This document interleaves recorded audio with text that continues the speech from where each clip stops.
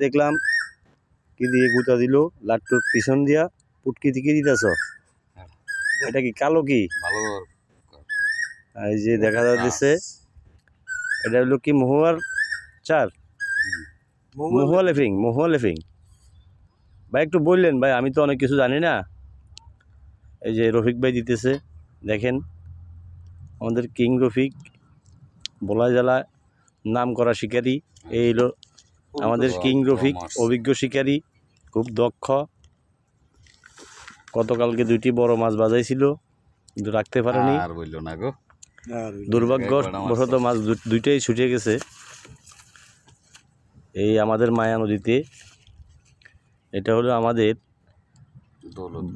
ভোলা জেলা বিখ্যাত মন্ত্রী এবং এমপি জাকব ভাইয়ের ছোট ভাই সৌরভ মিয়ার খামার বাড়ি। আপনারা দেখেন এই খামার বাড়িতে প্রায় 20 একর জমি আছে। এই 20 একর জমিতে অনেক ফল ফলাদি গাছ আছে, পরিবেশটা অনেক সুন্দর, তবে বাতাসের চাহিদাটা একটু কম। আমাদের প্রচণ্ড গরম হইতেছে। আমাদের রফিক ভাইয়ের কাছে আসলাম আবার। ভাই এটা কী দিতেছেন?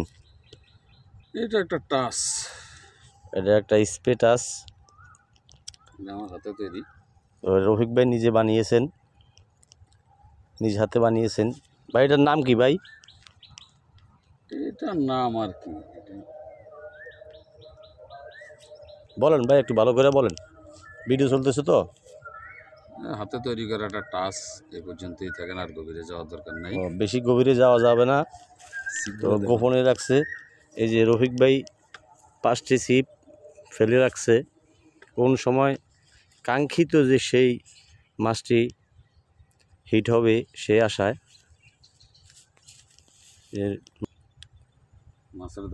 মাছের এখন পর্যন্ত কোনো হিট হয় নাই, দেখা যাক সামনের দিকে কি পর্যন্ত হয়।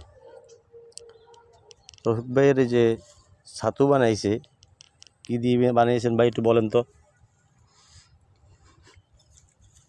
হ্যাঁ ভাই বলেন। ছাতু সবাই যেভাবে বানায়, ঘি, মধু, নারিকেল তেল, হলুদ পোলাও, সাদা পোলাও, তারপর ছাতু, পিঁপড়ার ডিম, নদীতে ব্যবহারের জন্য রুটির গুঁড়া ব্যবহার করি আমরা। রুটির গুঁড়ো দেন না? এই যে আমাদের বিখ্যাত রফিক ভাই 3টি টোপ বানানো শেষ, 4 নাম্বার টোপটিও বানিয়ে ফেলছে। এই পর্যন্ত থাক, আবার পরবর্তী ভিডিওতে আমরা আবার ফিরে আসবো।